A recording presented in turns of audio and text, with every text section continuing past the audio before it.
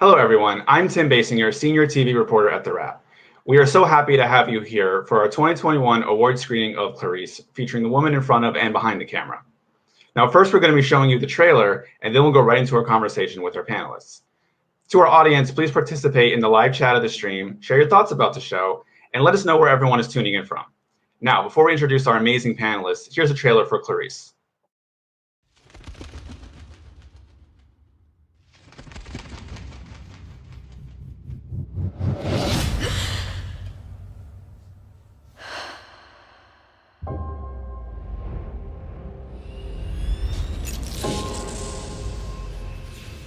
You are a woman with a very public reputation for hunting monsters. I can't have a reputation. I've only done it once. It's time you own that reputation. It's time to come out of hiding, Starling. Oh, beautiful, full space skies, full amber waves. So how long has it been? When's the last time you went back to Appalachia? It's been years.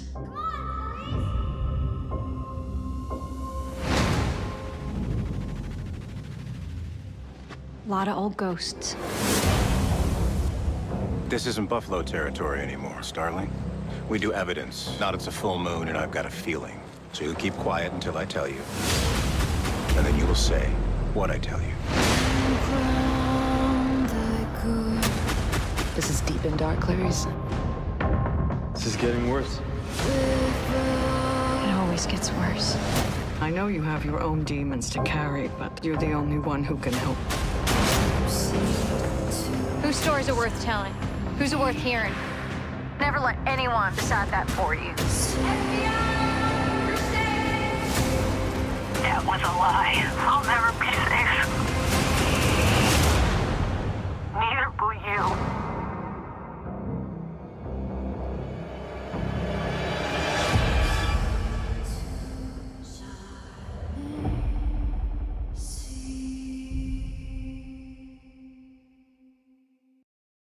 Welcome back. It is my pleasure to introduce Jenny Lumet, co-creator, executive producer, and writer, Elizabeth Klaviter, showrunner, executive producer, and writer, Heather Kadin, executive producer and president of Secret Hideout, Rebecca Breeds, leading actress, and Devyn Tyler, supporting actress. Thank you, everyone, so much for being here. So to start off, hopefully I'll have a question that is good for all of you. Obviously this show, it's set a year after the movie Silence of the Lambs, so it's set in around 1993. But obviously the show is is airing in 2021. So how did being able to look back at the early 90s with kind of the hindsight factor really factor into the stories you were able to tell with the show? For me, the thing that was exciting about telling a story in 1993 while we were being in 2021 is the prism that we get to look at our world from. It feels like a really safe way to investigate issues that are topical today, what it means to be a woman in the workplace, what it means to have a friendship from people who are culturally diverse from one another, what it means to learn to communicate, what the world looked like in 1993. We have Ruby Ridge, we have things that reflect the world that we have today in conversation. That help us look at 2021 with a prism. So it's a very rich and fertile ground for us in terms of storytelling. One of the most important things actually about 1993 was there was no HR, and so much of the language that we have now just simply didn't exist. And we wanted to load Clarice up with as many obstacles as possible. We wanted the FBI, which at the time was 90% male, to really feel like an old boys club. We didn't want to have cell phones. We didn't want to have, nobody's really interested in watching somebody Google. Well, I am, actually. I was actually down the Google rabbit hole not too long ago. But we wanted it to be as tough on Clarice as possible. She had to do the legwork, as does Ardelia, and that was really important to us. So kind of like, as you mentioned, the show deals with, issues of race and gender through this prism of 1993. And as we're finding out, many of those same issues from 93 still plague the workforce. in your research and in telling Clarice's story, what takeaways have you found that can kind of help move forward the discussion and implementing racial and gender equality today? I think the thing that always moves me the most is how personal these stories are, that you really for me, it's the human qualities of all of us that are universal and that exist in all story. It's a deep dive. It's not about statistics. It's not about the surface conversation. It's about reaching deep and finding the place that is the most, deep mean writing, the most interesting place of storytelling, the thing that I think draws us all into it. All stories is the deep nuances of character, the deep nuances of connection. How do we form intimacy, and what challenges that intimacy through our lives? What prevents us from feeling close? If I may, I'd also like to just hop in and say that the wonderful thing that I think we've discussed before is that we get an opportunity to focus on the process. So you see a lot of these conversations happening in real time between these characters. You actually see them playing out on screen in a way that allows space for everyone to participate. And so I think that the wonderful thing, like Jenny was saying, there was no vocabulary around HR and how to talk about these things back in the 90s, but gratefully we have more of a launching pad. And so now we can talk about them a bit more. And so it's been lovely just to actually live those conversations on screen. I think it's important that people get to witness that. And I think that hopefully that witness provides inspiration for people to have conversations like that if they're not already having them, which I'm sure they are in their everyday lives. I think also what was important, was we didn't want it to feel like an intense period show. And I think because of that, I guess the sad, I can't think of a better word because it's a Friday afternoon, side effect of the situation is your takeaway is, wow, this is kind of still exactly what's happening, So you don't watch it and feel, oh, that's a dated issue. If anything, you watch it and you could be exploring a workplace today. You could be exploring a workplace in 1993. And I think, especially for this group of women, to be able to be behind the scenes and tell those stories was just such a unique opportunity on this show. And I'd like to add that the fertile ground was laid in the book Silence of the Lambs. These are issues that Thomas Harris was interested in, and that Jonathan Demme and Ted Talley were interested in when they made the movie Silence of the Lambs, and was something that attracted Jodie Foster to the material. So it's all been there the entire time. It just is something that our brains, particularly this group of women, enjoy exploring and writing towards. For Rebecca and Devyn, the two of you were playing characters that showed up in Silence of the Lambs. And so I'm curious, is there anything the two of you took from those portrayals that you kind of worked into what you did on the show? What a legacy to be a part of. The women that went before me in this role are incredible. So I think it was wonderful for me to be able to witness their body of work and go, wow, look at what they did with this character. It's inspiring. But at the same time, you have to be able to make it your own.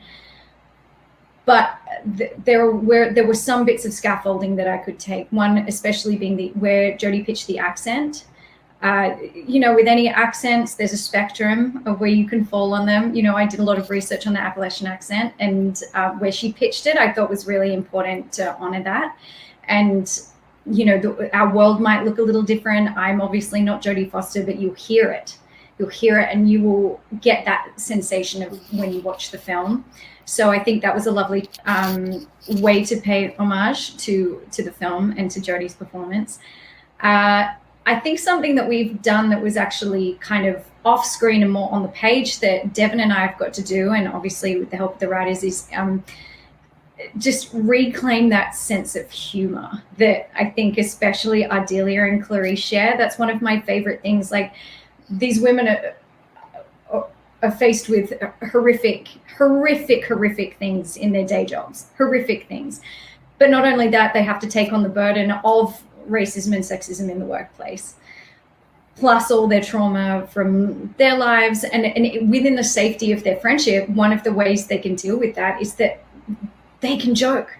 They can, they have that safe place with each other. And so I think it was really important for us to not just show Clarice and Ardelia being these work addict, just martyrs to the job, but they're warm-blooded human beings that they do feel it, and it does hurt, and it is scary, and they are angry, and they do love, and they care about each other, and they find solace in each other, and you know what, we can have a laugh, and we can be silly, and we need a few drinks sometimes. And so to have the luxury of a series to play that out, and to get outside of the film and take cues from the book, and then go into a new realm of exploration into who are these, their personalities, and how can we continue to expand that these are fully dimensional women that operate in these incredible circumstances. Like, that's so interesting, and to see them interact, I think, is something that, I'm speaking for Devyn, but like one of my favorite parts of this role has been our relationship, and bringing out their personality that we might not be able to see at the FBI, or at the bureau, or out in the field, or at that case, but we get to have this world together in the apartment and in our relationship, and we're stealing moments even at work when we're with each other, where it's like we'll steal a glance and or a little like nudge, of our friendship and our relationship. And it's so wonderful to just be reminded that these are human women like everyone, that are extraordinary to be able to handle what they're handling at the age they're handling it. And I think that's been really fun for me. I will add that I'm a nerd. I love reading so much, and being able to portray a character that's founded in a literary world is like an honor to me. I take that really, really seriously, because there's a lot of power in the image that we all create as individuals in our minds when we read. And so trying to live up to that, it's such an imaginary world of expectation, but to be able to play a part of this world in the book, a part that I've mentioned before that I just have to, is Ardelia and Clarice. Ardelia's trying to make Clarice feel a little bit better because she's feeling kind of down. And Ardelia is comparing slant rhymes of poetry between Emily Dickinson and Stevie Wonder. And that's just some of the coolest stuff I've heard. Like, that's just cool to me. So I was just really excited to, the writers have really taken this literary world, this world that we live in, and Elizabeth mentions that fertile soil. We've really been building on it and really like giving a lot of humanity to these women, so that you don't just see them in these spaces of trauma, you see how they survive in it. I think that's really important. It's like, not only are they doing this, how are they doing it? How are they succeeding? And so we're able to start on the page and be here right now. And I think we're all just really excited. I'm really excited. No, yeah, and because you guys kind of mentioned it, but with Rebecca, how important is that aspect of female friendship, important to Clarice's story? To Clarice's story, Ardelia is lifeblood. She's survival, and is particularly precious because Clarice doesn't have anyone. She was sent away. Her mother sent her away after her father died. Siblings didn't come along. She was in an orphanage. And then she goes, to Quantico, and she meets Ardelia there, and it's like, she has a person, she has someone that she can be vulnerable with. She's been very lonely her whole life. She's had to handle everything on her own, and this is why she continues to go into the field on her own. She doesn't know what it is to call in for backup. She's had to rely on herself her whole life. So to finally have someone that it's like, oh, so you care about me, and you have my back, and you have a sense of loyalty to me, and I share that with you. Like, that is the most precious thing to her, I think, to have somewhere where she belongs, someone whom she belongs to. So it is, I'm just not sure. I'm just not sure she'd survive if she didn't have Ardelia. And it's wonderful for me and Devyn, because that translates to our friendship as well, because on those days where you're on set and you're doing some really heavy traumatic stuff, where the hours are going really long, we've got each other's back, and we have that sense of trust and safety, and I've got you, I hear you, I see you, that translates into the characters. And into us and back again. And I think it's this wonderful synergy that we've been so lucky to have, and we had it from day one. So that's been a really precious experience, not just for Clarice, but for me.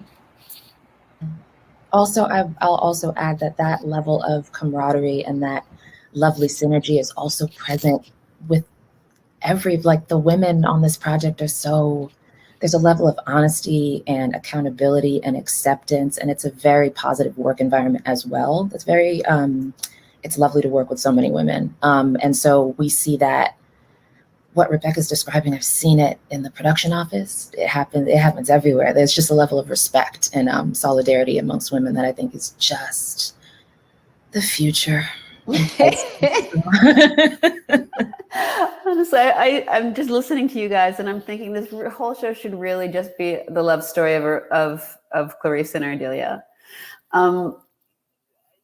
Female friendships, and sometimes I get cranky about it because I was coming into this Zoom, and I was like, well, when is it going to be the time when we're going to be able to not talk about the women of? And like the women's tale, and this is traditionally a male. There's no such thing as traditionally a male. What it means is that the traditionally male genre, that the guys have been running shit, pardon me, and that's not a tradition. That's kind of oppression. So let's just like move that one out of the way. I'm excited for the time when we can speak about this as art and creation. So let's just kind of, I'd love to just like, I don't know, live there for a second. The nature of the friendship between Ardelia and Clarice, I think, is something that's it's your lifeline, because we don't know. Clarice's family of origin is such a mystery to her that how do you know what defines how do you know who you are? What are the relationships? And sometimes I genuinely believe about Clarice, and I don't think I've ever said this before, but if it weren't for Ardelia's respect, because I believe that Clarice has Ardelia's respect and vice versa, I don't know if Clarice would be nearly as confident as she is. And her confidence is kind of zany sometimes. It's like, I'm going to do this. And it's kind of like, no, don't do that. Don't do that. But she's going to go do it. I think it has a lot to do with the fact that Ardelia Mapp, of all the people in all the world, Ardelia Mapp loves her. And that's a big deal. And of the ladies that I know, their friendships are the thing that when you want to, club your partner over the head and like sell the kids, if you call your friends, you call your family of choice. For Elizabeth and probably Jenny and Heather, obviously, part of the thing with the show is that, you couldn't say the name Hannibal Lecter, really. You had to sort of shy away from that. But how did you take that part and sort of use that as a way to reframe the whole show around Clarice, where, kind of, was it freeing in a way that you weren't actually allowed to say that character's name? Yeah. I mean, the thing that I'm sorry. No, go ahead. This is what it's so great. This is what it means to work with women. They're like, oh, I'm sorry. No, you go. No, you go. That's what it's like all the time. Like, who's hungry? And Devyn's like, who's thirsty? That's what it's like. What I've totally realized, turn this over to Heather, is that whatever is the thing that people worry about is usually your superpower, right? Like, oh, they can't. It's like, yeah, we can't. And that means that this is about this woman. It's not about that. It's not about that. It's about this. So we had this gift and this superpower of being able to jettison. It's a glorious character, but we were able to jettison it, and which let everybody else shine. Heather, I'm sorry. No, I didn't even say anything. But I think the beauty of it too, like when we first went into MGM and they told us that, I remember us being like, oh, like, because you imagine it as this, codependent relationship in a way, right? Because that's how it's been portrayed. Well, obviously Hannibal went on without her, but for her, you've only seen her really in that situation. And so But I agree with everything Jenny said. And I think what it enabled us to do is delve back into her story, into her life, into her childhood, and how she became the person who then in your mind stood before Hannibal and was able to stick up to him, and where she got that inner strength, as opposed to just going back to that same well that I guess you would have maybe gone to if we had the freedom to use him.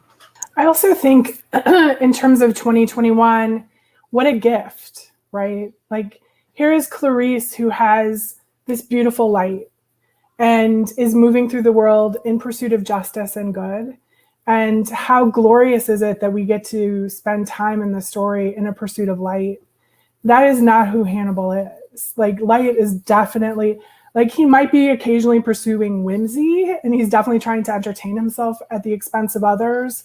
But right now in this moment, I'm very interested in light, and it's been very fun to move through the world with Clarice and Ardelia and see the world through their, like, young FBI. How are we going to figure out how to chase light?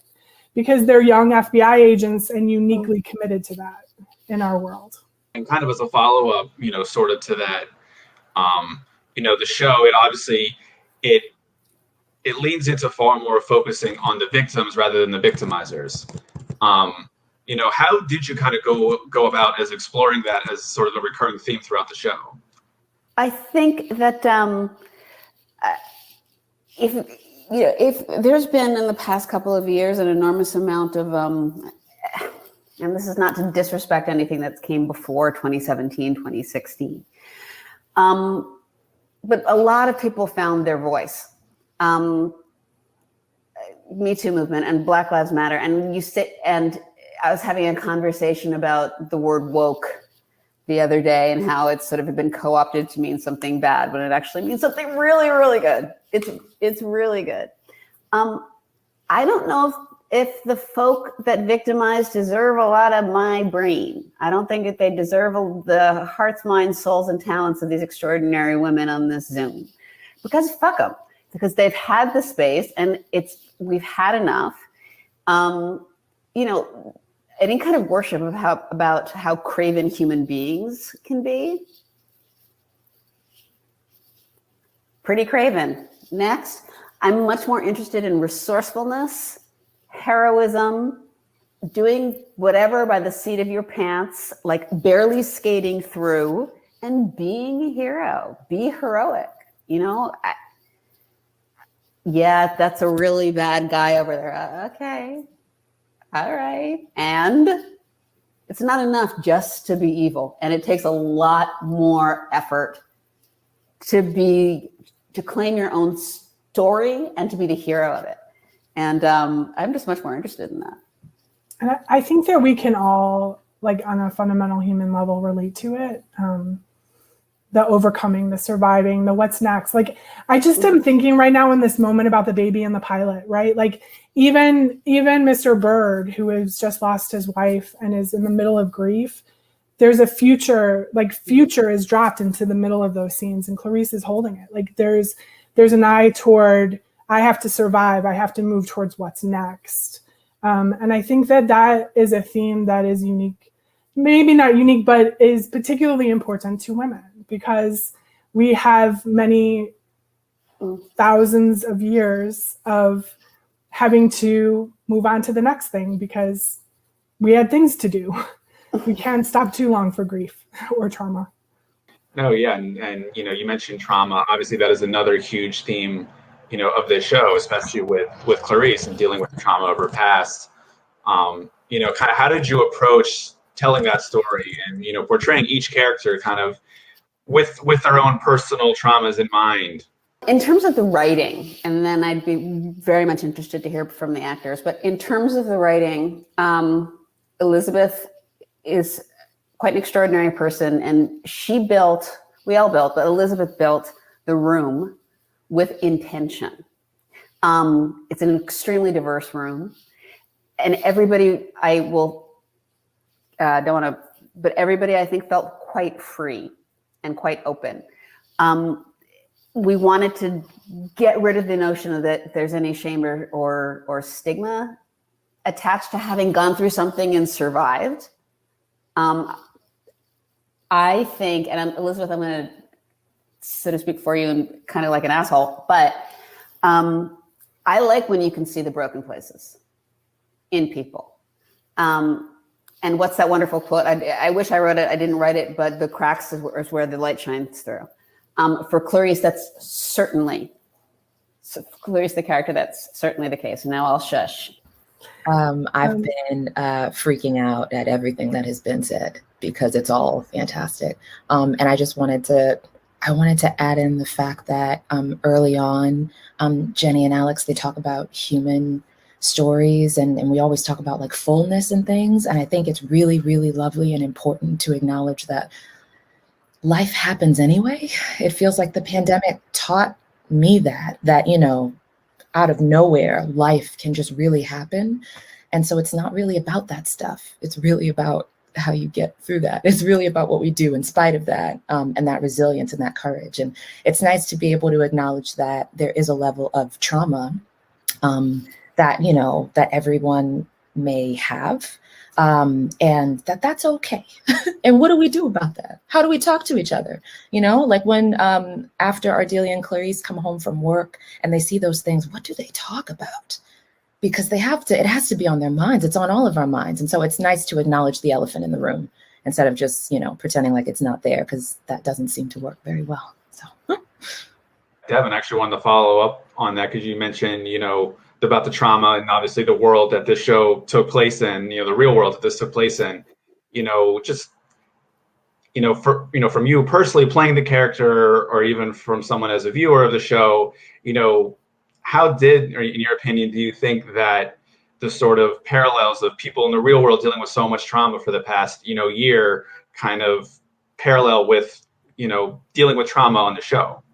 I'll go back to what I said before about process. And then I'll also like, I think a lot of conversations are being had out in the open. And I think that it's no coincidence that we're able to tell a story of resistance and of, you know, there's a level of oppression. We're dealing with a male dominated, we're dealing with the white gaze, we're dealing with a lot of these forces that we've discussed. And so I think that there's been a lot of pressure this past long year that we've had and things like that. And so I just think it's interesting that, you know, that there's been a pressure that's undeniable. This is the first time in history that we don't necessarily have to explain what any of this pandemic feels like to anybody else. You don't really have to explain it. It's not like, oh, what is that? I haven't heard of it. Everyone's heard of it. So we're kind of all on the same page right now. So I think it's a very unique time to explore trauma. It's a very unique time to explore how do we talk through these things after we've had a bad day? Because in a certain, you know, on a certain level, many of us have had a bad day for a very long time now, you know? And so how are we moving through that? How can we see this on screen? So I think it just gives us an opportunity. I hope that makes sense. And also, not to sound naive or anything, but I think a goal of the show was always, and it sort of speaks to the light, was to show the hope. You know, I think Clarice as a character, Ardelia as characters, even this team, like, you know, when you watch the later episodes, when we would get these cuts, our team is so much fun. You want to be a part of this team. They all care about each other. They're all in the fight for a good reason. So while we're all dealing with trauma in the show, and especially during this past year, we never wanted the show to be a dark show. It can live in dark places, but ultimately it should be a hopeful show. And I feel very proud of that. I definitely think we were able to walk that line. And I think that's what enables you to read Thomas Harris, to watch those movies and go, oh, but there's Clarice. Oh, but there's some light. And kind of Heather, you know, kind of off that, and this can be for Elizabeth and Jenny too. You know, you mentioned that it's not an inherently dark show, but it is jumping off from Silence of the Lambs, which is, you know, has a lot of dark elements to it. But the show airs on broadcast television, and you know, it's you know, what struck me when I watched it was, wow, you don't really find a show like this on broadcast. It's very different than the show that you would think of would be a CBS, you know, show. You know, how was it working within the parameters of a broadcast kind of model, was there anything that you guys had to pull back on, or was the fact that, you weren't on something like an HBO or a Netflix where you could kind of have no rules and go as dark as you wanted to, did that sort of help you guys kind of focus more on telling some of the lighter side of the story? I think the hardest thing was definitely, and for us in the room, was page count. I have 60 unbelievable pages. Okay, 44. And that was Elizabeth's life it's been Elizabeth's life. But Heather, I'm sorry, go ahead, you were talking. No, but yes, I mean, that would have probably happened anywhere because it's also about how much time you have, but to shoot it, not only to air it. But yes, 42:30 is always tough. But I think we were really lucky. I mean, we at Secret Hideout, our deal is with CBS Studios. And so when David Nevins and David Staff supported going to get the rights with MGM, and obviously that's a big rights you're going to get, I think we all assumed, this is a Showtime show. Like if we're staying in the Viacom CBS brand, this is a Showtime show. And it was David Nevins who said, no, I want it on the network because I want you to push those boundaries. He never said it has to be a crime a week. He never said you couldn't do serialized storytelling. So I don't know if it changed the tone. Like maybe we would have gone to darker places. I don't feel like it was standards and practices whoever called and said, oh, those fetuses in the jars, those are like too much. Because I might have said that, but the standards and practices didn't say that. So I feel like the inherent light came from this character, came from this friendship, came from all the other characters that we have. And again, the wish fulfillment of that team. So, I mean, sure, there's always the wish fulfillment, I guess, of, we're going to do it on streaming, we're going to do it on cable. But I don't know, Tom Sherman and Kelly Call and that whole team, Elena Chalk, they were all, Amy Reisenbach, I don't know why they're not watching. It's not like an award show I'm calling people out. But, but they were all just incredibly supportive of the creative. I think if anything, they pushed us, be darker, be edgier. My favorite quote was, if nobody's eating a leg by the end of the series or season, I'm going to be upset. I just like to say, like, showing up, this was the first show I've done with CBS and the first show I've done with Secret Hideout. And what I arrived to find was Secret Hideout has an incredible collaboration with CBS and the incredible development team there. And so do Alex and Jenny. And that too is a respectful collaboration where they were true partners in the show, are true partners in the show, and, did everything they possibly could to make it amazing. And I really felt that. And it started with Secret Hideout and Alex and Jenny. And Jenny, you mentioned a couple times during this conversation on, the writer's room and how it was very diverse. I think it was over 50% female, if I'm not mistaken. But just, this is for all the EPs, how important was getting the writer's room in that way? How important was that in telling this story that was essentially about a young woman finding her voice? Well, here's the thing. I genuinely believe that if your writer's room is all one anything, your show's just not going to be as freaking good. Your show might really kind of be lousy because there are so many eyes in the world, so many ways to look at a thing. And why not have as many perspectives as possible? Was there an effort made? Yes, there was certainly an effort made to make sure that we had a diverse room, but there was never even a question. We built this show. The Secret Hideout team, Elizabeth, myself, Alex, we built everything about the show with the intention of, this is global. This speaks to everybody.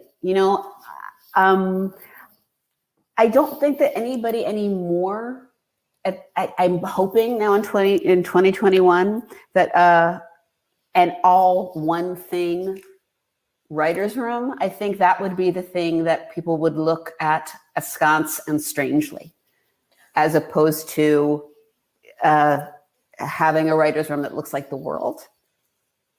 Well, and also, it's not just the writer's room. I mean, that's what you're seeing on this, although I'm not in the writer's room, but that's what you're seeing on this Zoom, right? I mean, our pilot director, Maya Vrillo, she's a female. Our producing director was a female. Our line producer was a female. I mean, we had women everywhere, like in big places. And so, and on one hand, was it intentional, maybe, or was it just what spoke to us and really felt authentic to this story? And, you know, it's funny, or not funny, weird that I never got to go up there and be on set. Mm-hmm. It's so bizarre.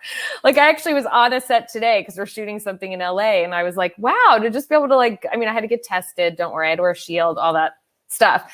But Toronto, we could not go because it was the height of the pandemic. And I mean, I would hope from Devyn and Rebecca's point of view that you felt that female presence on set and in the inner workings of how the show was built. 100%. 100%. It just felt like there was always open arms around you. Physically, we couldn't dive into them, obviously, because of the pandemic, but figuratively, there was just this sense of openness in every way that this needs to be a conversation. Well, let's have a conversation. We can talk about it. I'm open. Like, let's hear each other out. This is hard today. Let's have a like moment of how hard this is, okay? And we'll keep going. And that's okay to like acknowledge that and not feel like you're showing weakness and that you're going to get fired and, oh no, you know, so it was, and that it was pervasive. And it, like, even I've got to give them credit. The dudes on our show were sensational, and they carried that culture and they carried that flag so beautifully. Cast, crew, production office, everyone, like there was such a sense of you're safe here and you're heard here and we've got you back, and whatever it is, we're going to handle it, and we're going to handle it well, you know, and we're going to respect each other. And you know, it was everywhere. It was beautiful. It was, and it's such a strange time to be working as well. I felt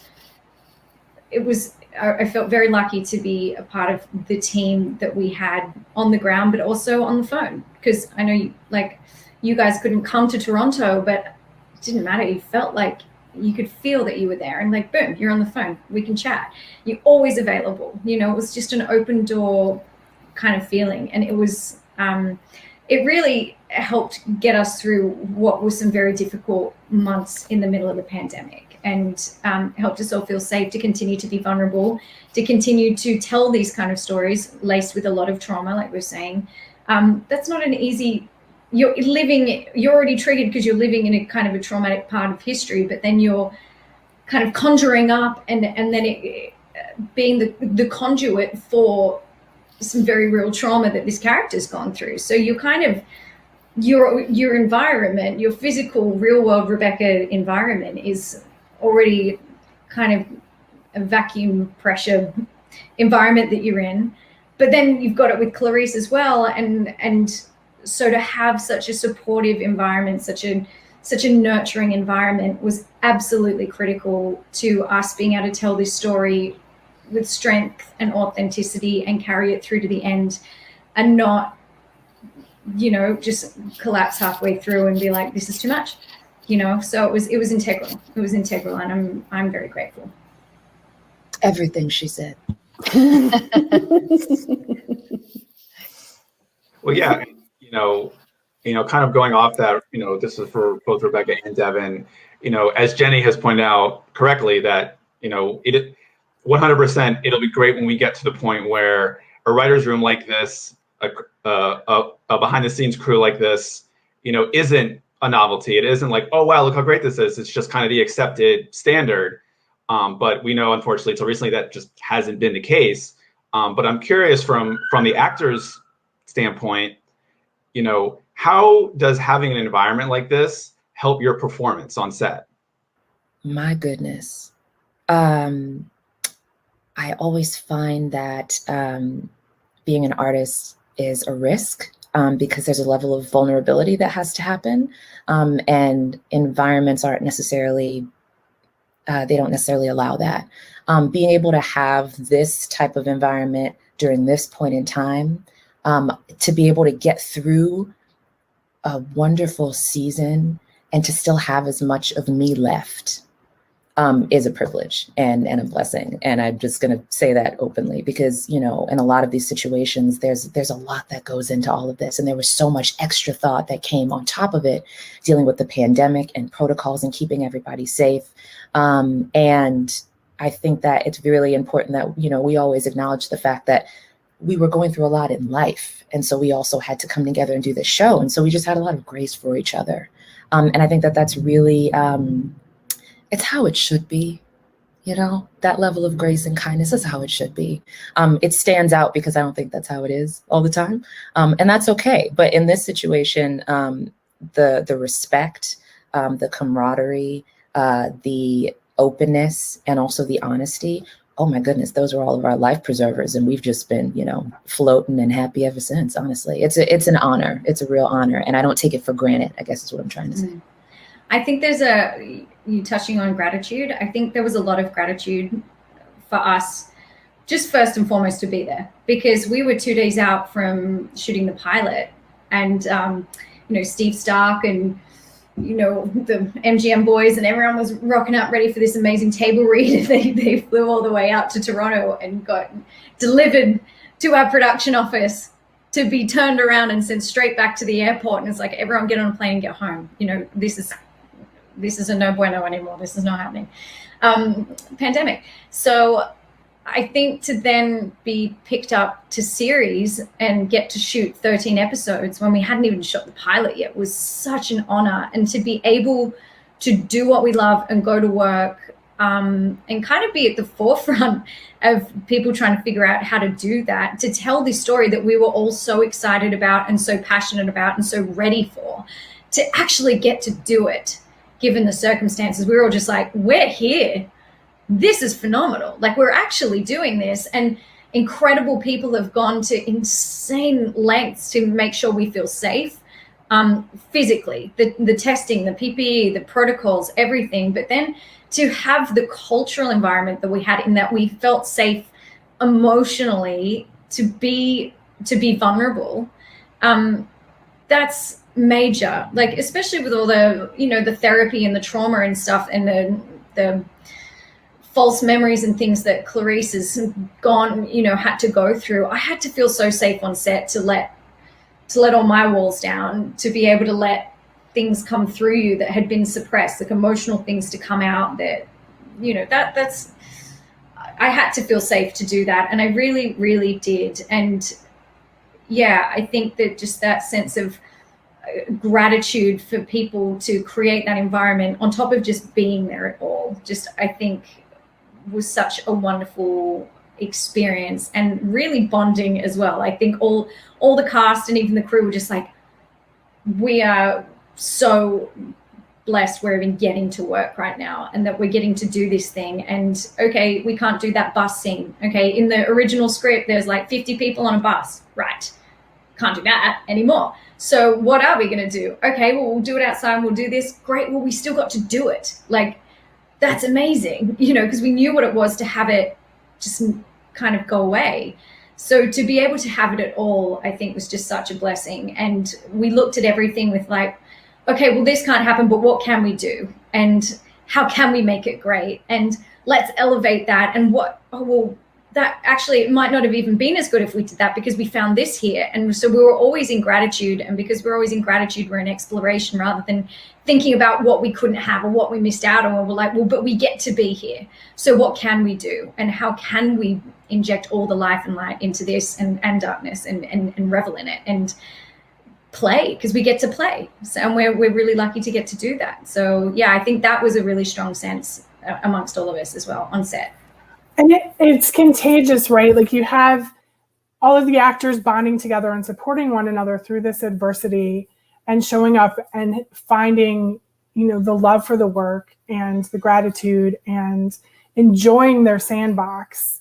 And our collaboration with the actors starts playing off of each other and bouncing around. And all of a sudden, like, even though it was the pandemic, it was an incredible amount of fun and lightness, like, within the work itself. Like, I think all of us had this attitude of like, oh my God, we get to do this.